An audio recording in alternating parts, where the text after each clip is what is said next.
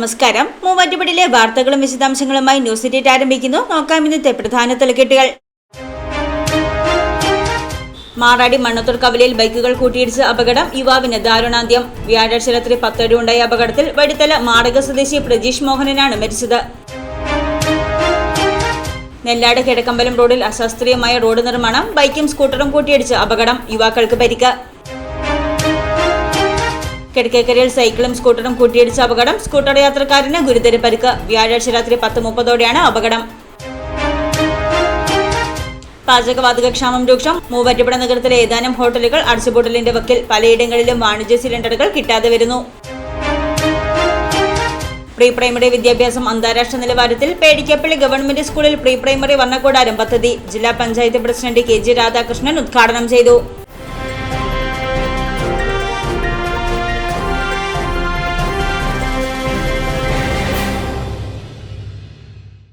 വാർത്തകൾ വിശദമായി. മാടാടി മണ്ണത്തൂർ കവലയിൽ ബൈക്കുകൾ കൂട്ടിയിടിച്ച് യുവാവിന് ദാരുണാന്ത്യം. വ്യാഴാഴ്ച രാത്രി 10 ഉണ്ടായ അപകടത്തിൽ വഴിത്തല മാടക പ്രജീഷ് മോഹനനാണ് മരിച്ചത്. ഒരാൾക്ക് ഗുരുതരമായി പരിക്കേറ്റു. മൂവാറ്റുപുഴ പിറവം റോഡിൽ ബൈക്കുകൾ തമ്മിൽ കൂട്ടിയിടിച്ചുണ്ടായ അപകടത്തിൽ യുവാവിന് ദാരുണാന്ത്യം. മാറാടി മണ്ണത്തൂർ കവലയിൽ വ്യാഴാഴ്ച രാത്രി 10 ഉണ്ടായ അപകടത്തിൽ തൊടുപുഴ വഴിത്തല മാളിക വാളംതടത്തിൽ പ്രജീഷ് മോഹനനാണ് മരിച്ചത്.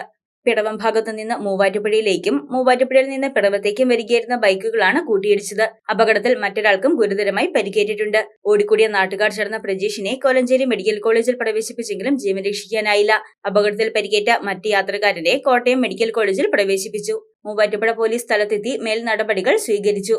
നെല്ലാട് കിഴക്കമ്പലം റോഡിൽ അശാസ്ത്രീയമായി റോഡ് ഉയർത്തി നിർമ്മിച്ചതിനാൽ അപകടങ്ങൾ പതിവാകുന്നു. മഞ്ചനാട് പാലത്തിന് സമീപം വ്യാഴാഴ്ച ബൈക്കും സ്കൂട്ടറും കൂട്ടിയിടിച്ചുണ്ടായ അപകടത്തിൽ യുവാക്കൾക്ക് പരിക്ക്.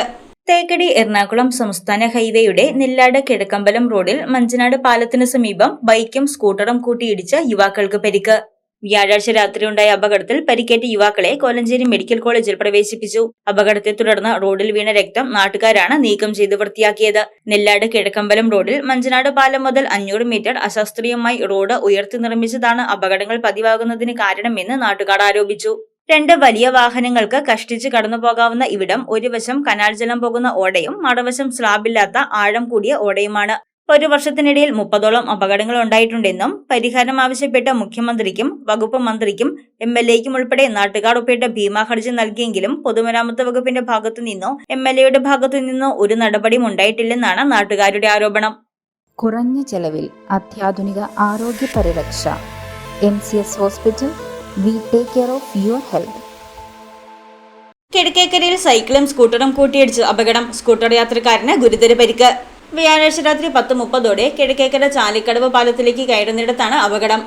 സ്വകാര്യ ആശുപത്രിയിലെ ജീവനക്കാരനായ അമൽ, മൂവാറ്റുപുഴയിൽ ജോലി ചെയ്യുന്ന ഇതര സംസ്ഥാന തൊഴിലാളിയുടെ മകൻ ആദർശ് എന്നിവർക്കാണ് അപകടത്തിൽ പരിക്കേറ്റത്. ഓടിക്കൂടിയ നാട്ടുകാർ ഇരുവരെയും മൂവാറ്റുപുഴയിലെ സ്വകാര്യ ആശുപത്രിയിൽ പ്രവേശിപ്പിച്ചു. തലയ്ക്ക് ഗുരുതരമായി പരിക്കേറ്റ അമലിനെ കോട്ടയം മെഡിക്കൽ കോളേജിലേക്കും ചെറിയ പരിക്കുകളോടെ ആദർശിനെ തൊടുപുഴയിലെ സ്വകാര്യ ആശുപത്രിയിലും പ്രവേശിപ്പിച്ചു. പാചകവാതക ക്ഷാമം രൂക്ഷമായതോടെ മൂവാറ്റുപുഴ നഗരത്തിലെ ഏതാനും ഹോട്ടലുകൾ അടച്ചുപൂട്ടലിന്റെ വക്കിൽ. പലയിടങ്ങളിലും വാണിജ്യ സിലിണ്ടറുകൾ കിട്ടാതെ വരുന്നതോടെ ഹോട്ടൽ മേഖല പൂർണ്ണമായും സ്തംഭിക്കുന്ന സ്ഥിതിയാണ് നിലവിൽ. ഇറാൻ ഇസ്രായേൽ യുദ്ധത്തെ തുടർന്ന് ഗാർഹികേതര പാചകവാതക ക്ഷാമം രൂക്ഷമായത് ഹോട്ടൽ വ്യവസായത്തിന് ഇരട്ടിയായി. പ്രതിസന്ധി രൂക്ഷമായതോടെ മൂവാറ്റുപുഴ നഗരത്തിലെ ഏതാനും ഹോട്ടലുകൾ അടച്ചുപൂട്ടലിന്റെ വക്കിലാണ്. പാചകവാതകത്തിന്റെ ലഭ്യത കുറഞ്ഞെങ്കിലും കിട്ടുന്നതനുസരിച്ച് തുറന്ന് പ്രവർത്തിപ്പിക്കാനാണ് ഹോട്ടൽ ഉടമകളുടെ തീരുമാനം. കേരള ഹോട്ടൽ ആൻഡ് റെസ്റ്റോറന്റ് പ്രതിനിധികളുമായി ഓയിൽ കമ്പനികൾ ചേർന്ന് നടത്തിയ യോഗത്തിൽ നടപടിയെടുക്കാമെന്ന് പറഞ്ഞെങ്കിലും ഇതുവരെയും നടപടിയെടുത്തിട്ടില്ലെന്നും പെട്ടെന്ന് തിരിച്ചുപോക്ക് സാധ്യമല്ല. ഹോട്ടൽ വ്യവസായത്തെ പിടിച്ചു നിർത്താൻ വേണ്ട നടപടികൾ ഉണ്ടാവണമെന്നും ഇനിയും പരിഹാരം കാണാൻ കഴിഞ്ഞില്ലെങ്കിൽ നഗരത്തിൽ ഹോട്ടലുകൾ പൂർണ്ണമായും അടച്ചിടേണ്ട സാഹചര്യം ഉണ്ടാകുമെന്നും Kerala hotel and restaurant association സംസ്ഥാന കമ്മിറ്റി അംഗം MP ഷിജു പറഞ്ഞു. ഏതാണ്ട് ഒരു 60% ഹോട്ടലുകളും പൂട്ടിയിട്ടിരിക്കുകയാണ്. വളരെ ചുരുക്കം ഹോട്ടലുകൾ ടൗൺ ബേസ് ചെയ്തിട്ടുള്ള ഏതാനും ഹോട്ടലുകൾ മാത്രമാണ് പ്രവർത്തിക്കുന്നുള്ളൂ. ആ ഒരു അവസ്ഥ മൂവാറ്റുപുഴയിലും വരും എന്നുള്ളതാണ് ഞങ്ങൾ സംശയിക്കുന്നത്. ഈ ഗ്യാസിൻ്റെ അവൈലബിലിറ്റി വളരെ കുറഞ്ഞു പോയാൽ അങ്ങനെ അടച്ചിടേണ്ട ഒരു സാഹചര്യത്തിലേക്ക് വരും. പിന്നെ അതിന് ബദലായിട്ടുള്ള മാർഗങ്ങളും ഞങ്ങൾ നോക്കുന്നുണ്ട്. പക്ഷേ അതെല്ലാം പ്രാക്ടിക്കലി കുറച്ച് ബുദ്ധിമുട്ടുള്ള കാര്യങ്ങളാണ്. വിറക് ഇപ്പോഴത്തെ സാഹചര്യത്തിൽ ആധുനിക രീതിയിലുള്ള കിച്ചണിലേക്കൊന്നും വിറക് കൊണ്ടുവന്ന് നമുക്ക് പ്രവർത്തിപ്പിക്കാൻ സാധിക്കില്ല. എല്ലാവരും ഗ്യാസിനെ ആശ്രയിച്ചാണ് ബഹുഭൂരിപക്ഷം പോകുന്നത്. ഹോസ്പിറ്റൽ മേഖലകളിൽ ഉള്ള ഗ്യാസ് വിതരണം ഇപ്പോൾ കട്ട് ചെയ്തിട്ടില്ല. അങ്ങനെ ചില മേഖലകളിൽ കട്ട് ചെയ്തിട്ടില്ല. ആഹാര മേഖല എന്നുള്ള നിലയിൽ ജനങ്ങൾ വീട്ടിൽ നിന്ന് പുറത്തിറങ്ങിയാൽ എപ്പോഴും ആശ്രയിക്കുന്ന ഹോട്ടലുകളിലും അല്ലെങ്കിൽ ജീവൻ നിലനിർത്താനായിട്ട് ആഹാരവും വെള്ളവും വേണം എന്നുള്ളൊരു യാഥാർത്ഥ്യം മനസ്സിലാക്കിക്കൊണ്ട് ഈ ഹോസ്പിറ്റലുകാർക്കുള്ള ആനുകൂല്യം ഈ ഹോട്ടൽ ബേക്കറി ഉടമകൾക്ക് നൽകേണ്ടതായിട്ടുണ്ട്. എന്താണെന്ന് വെച്ച് കഴിഞ്ഞാൽ എല്ലാവർക്കും ആഹാരം വീട്ടിൽ നിന്ന് കൊണ്ടുപോകുക എന്ന് പറയുന്നത് ഇന്നത്തെ സാഹചര്യത്തിൽ സാധിക്കില്ല.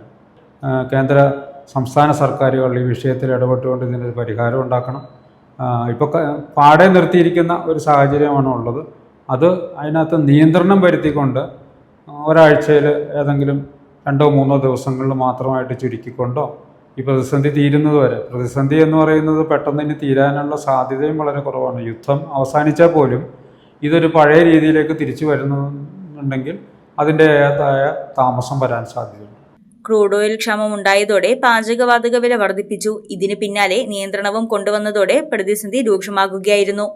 ഗാർഹിക പാചകവാതകത്തിന് 60 രൂപയും വാണിജ്യാവശ്യത്തിനുള്ളവയ്ക്ക് 115 രൂപയുമാണ് കൂട്ടിയത്. 3 മാസത്തിനുള്ളിൽ 215 രൂപയുടെ വർധനവുണ്ടായി. നഗരത്തിൽ ഹോട്ടൽ ഭക്ഷണത്തിനെ ആശ്രയിച്ച് കഴിയുന്നവർക്കാണ് ഇതുമൂലം കൂടുതൽ വെല്ലുവിളി നേരിടുന്നത്. പച്ചക്കറി, മത്സ്യം, മാംസം ഉൾപ്പെടെയുള്ള നിത്യോപയോഗ സാധന വില കൂടിയതിന് പിന്നാലെ പാചകവാതക വിലയും കുതിച്ചുയർന്നത് പ്രതിസന്ധി ഇരട്ടിയാക്കി. തോട്ടത്തിൽ സിൽവർ കളക്ഷൻസ്, തോട്ടത്തിൽ arcade, opposite Sayana hotel, TB junction, Muvattupuzha. Pedikkappally government സ്കൂളിൽ ഒരുക്കിയ പ്രീ പ്രൈമറി വർണ്ണകൂടാരം പദ്ധതിയുടെ ഉദ്ഘാടനം നടത്തി. പ്രീ പ്രൈമറി വിദ്യാഭ്യാസം അന്താരാഷ്ട്ര നിലവാരത്തിൽ എത്തിക്കുന്നതിന്റെ ഭാഗമായി നടപ്പിലാക്കുന്ന പദ്ധതിയുടെ ഉദ്ഘാടനം ജില്ലാ പഞ്ചായത്ത് പ്രസിഡന്റ് KG രാധാകൃഷ്ണൻ നിർവഹിച്ചു. പൊതുവിദ്യാഭ്യാസ വകുപ്പും സമഗ്ര ശിക്ഷ കേരളയും ചേർന്ന് സ്റ്റാർസ് പദ്ധതിയിൽ ഉൾപ്പെടുത്തി എറണാകുളം SSKയുടെയും മൂവാറ്റുപുഴ BRCയുടെയും നേതൃത്വത്തിൽ നിർമ്മിച്ച പ്രീ പ്രൈമറി വർണ്ണകൂടാരം പദ്ധതിയുടെ ഉദ്ഘാടനം നടത്തി. 10 ലക്ഷം രൂപ ചെലവിൽ നിർമ്മിച്ച വർണ്ണകൂടാരം പദ്ധതിയുടെ ഉദ്ഘാടനം ജില്ലാ പഞ്ചായത്ത് പ്രസിഡന്റ് KG രാധാകൃഷ്ണൻ നിർവഹിച്ചു.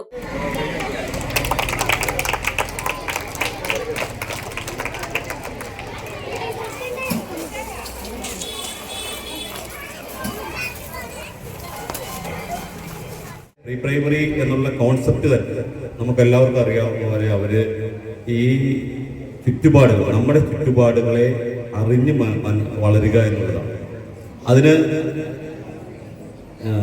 അതിൻ്റെ ഒരു സിലബസ് പോലും നമുക്ക് ശരിക്കും പറഞ്ഞാൽ ആവശ്യമില്ല, അല്ലേ? സിലബസ് ഇപ്പോൾ വരുന്ന വഴിയിൽ കണ്ട ഒരു പൂവാണെങ്കിൽ ആ പൂവിനെ കുറിച്ച് അവൻ സംസാരിച്ച് അവൻ ആ പൂവിൻ്റെ നിറവും ആ നിറത്തിൽ നിന്ന് അവൻ്റെ ആ വാക്കുകളിലേക്കൊക്കെ എത്തുന്ന തരത്തിലാണ് നമ്മളതിൻ്റെ ഒരു സ്ട്രക്ചർ. അങ്ങനെയാണ്. അത്തരത്തിലേക്ക് അവൻ അറിഞ്ഞ് അവൻ്റെ അനുഭവത്തിലൂടെ അവൻ മനസ്സിലായതും കണ്ടതും കേട്ടതുമായ കാര്യങ്ങളിലൂടെ നമ്മുടെ അറിവിലേക്ക് എത്തുക എന്നുള്ള അതിനെ വിശകലനം ചെയ്യാൻ അവരെ പഠിപ്പിക്കുക എന്ന് മാത്രമേ ഉള്ളൂ. എല്ലാവരും വിചാരിക്കും പ്രീ പ്രൈമറി പഠിക്കണവരെ എല്ലാവരും ABCD മൊത്തം പഠിക്കണം, അല്ലെങ്കിൽ കണക്ക് ഇത്ര പട്ടിക വരെ പഠിക്കണം, ഒന്നുമില്ല. അവൻ അതിലേക്ക് വരണം. എങ്ങനെ വരണം? അവൻ്റെ കണ്ട അല്ലെങ്കിൽ കേട്ട കാര്യങ്ങളിലൂടെ അവൻ ആ ആശയങ്ങളിലേക്ക് വരികയും അതിലൂടെ അക്കങ്ങളിലേക്കും അക്ഷരങ്ങളിലേക്ക് എത്തുക എന്നുള്ളതാണ്. അതാണ് യഥാർത്ഥത്തിലുള്ള കോൺസെപ്റ്റ്. അത് ഏറ്റവും കൂടുതൽ അറിഞ്ഞിരിക്കേണ്ടത് പേരൻസ് കൂടിയാണ്.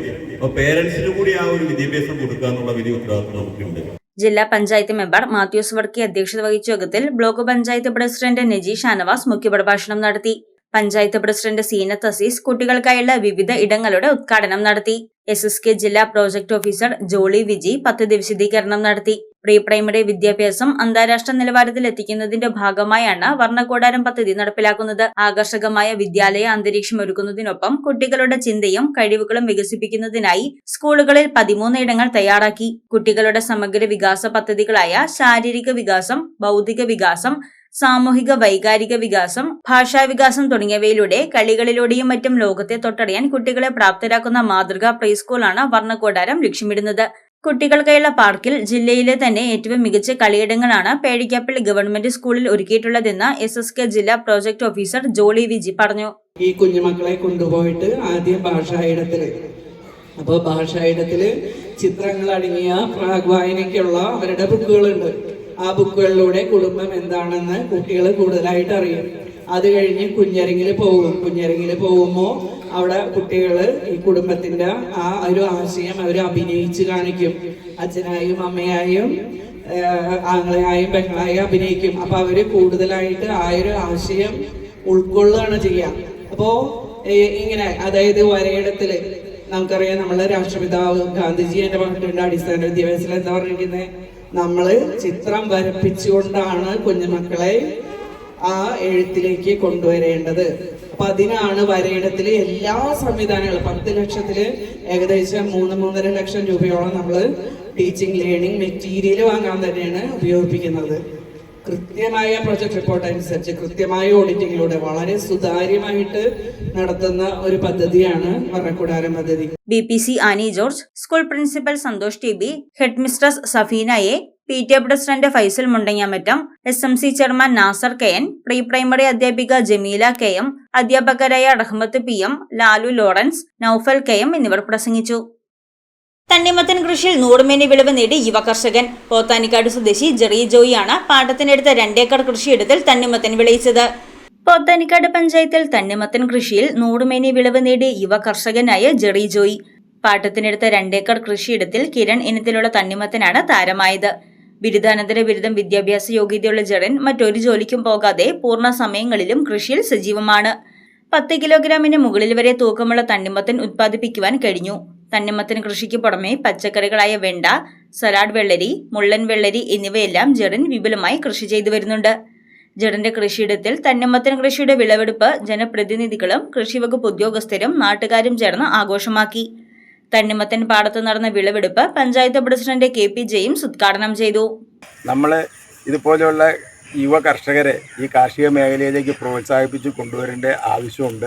ഈ JLG ഫണ്ട് മുഖേന ഒക്കെ ചെയ്തേക്കണതാണ്. അപ്പോൾ അവരും ഇതിൻ്റെ അകത്ത് വളരെ ഇൻവോൾവ്ഡ് ആയിട്ടുണ്ട്.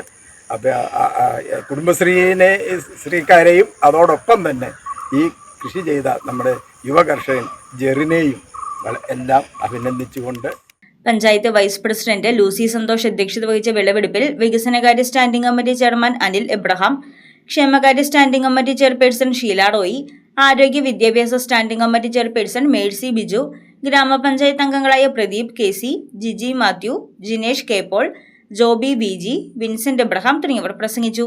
വിവിധ കർഷക സമിതി ഭാരവാഹികൾ, കർഷകർ തുടങ്ങിയവർ പങ്കെടുത്തു.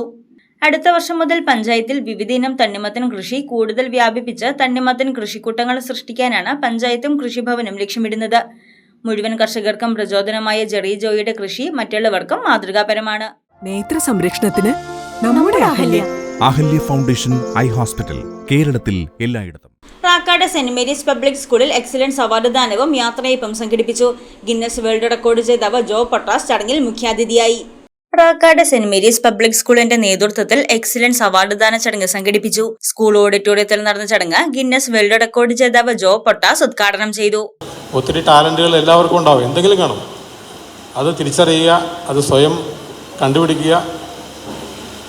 ആരും പ്രോത്സാഹിപ്പിച്ചില്ലെങ്കിൽ സ്വയം അത് വളർത്തിയെടുക്കുക. പ്രായമായാലും അത് വിട്ടുകളയരുത്. ഞാൻ 50ാമത്തെ വയസ്സിലാണ് ഗിന്നസ് ബുക്കിൽ വന്നത്. ഇപ്പോഴും ഞാൻ ഇങ്ങനെയുള്ള ഇനിയും വേറെ 2-3 റെക്കോർഡ് കൂടി ഉണ്ടാക്കാൻ പരിശ്രമത്തിലാണ്. അപ്പോൾ ഇങ്ങനെയുള്ള താല്പര്യങ്ങളൊന്നും വിട്ടുകളയരുത്. നമ്മുടെ ജീവിതം മുമ്പോട്ട് കൊണ്ടുപോകുന്നതിന് നമുക്ക് പ്രചോദനം തരുന്നത് ഇങ്ങനെയുള്ള എന്തെങ്കിലുമൊക്കെ സംഗതികളാണ്. ജാപ്പനീസ് ഭാഷയിൽ ഇക്കിഗായ് എന്നൊരു വാക്കുണ്ട്. അതായത് നമ്മളെ ഓരോ ദിവസവും പ്രയോജനപ്രദമായിട്ട് അല്ലെങ്കിൽ എന്തെങ്കിലും ചെയ്യാനുണ്ട് എന്നുള്ളൊരു ചിന്തയാണ് നമ്മളെ ഓരോ ദിവസവും മുമ്പോട്ട് നയിക്കുന്നത്. ഇന്ന് എനിക്കൊരു പാട്ട് പാടണം, ഇന്നെനിക്കൊരു ഡാൻസ് ചെയ്യാനുണ്ട്, അല്ലെങ്കിൽ എനിക്ക് പടം വരയ്ക്കാനുണ്ട്, അല്ലെങ്കിൽ എന്തെങ്കിലും സംഗതി നമ്മൾ മുന്നിൽ കണ്ട എല്ലാ ദിവസവും ഒരു പദ്ധതിയോടുകൂടി മുമ്പോട്ട് പോയാൽ ജീവിതം സന്തോഷകരമാകും.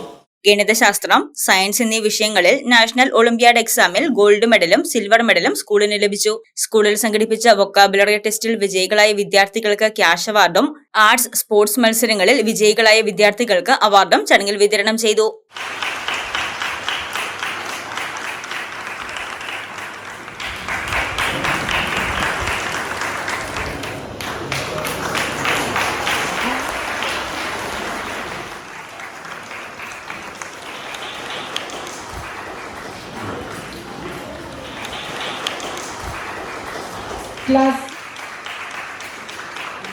School manager father Eldhose Molekkudiyil അധ്യക്ഷത വഹിച്ച ചടങ്ങിൽ സെന്റ് മേരീസ് പള്ളി അസിസ്റ്റന്റ് വികാരി ബേസിൽ പതിയാരത്ത് പറമ്പിൽ, മാനേജ്മെന്റ് ഭാരവാഹികൾ, school headmistress Sreevidya KR, PTA president, vice president, അധ്യാപകർ, വിദ്യാർത്ഥികൾ എന്നിവർ പങ്കെടുത്തു.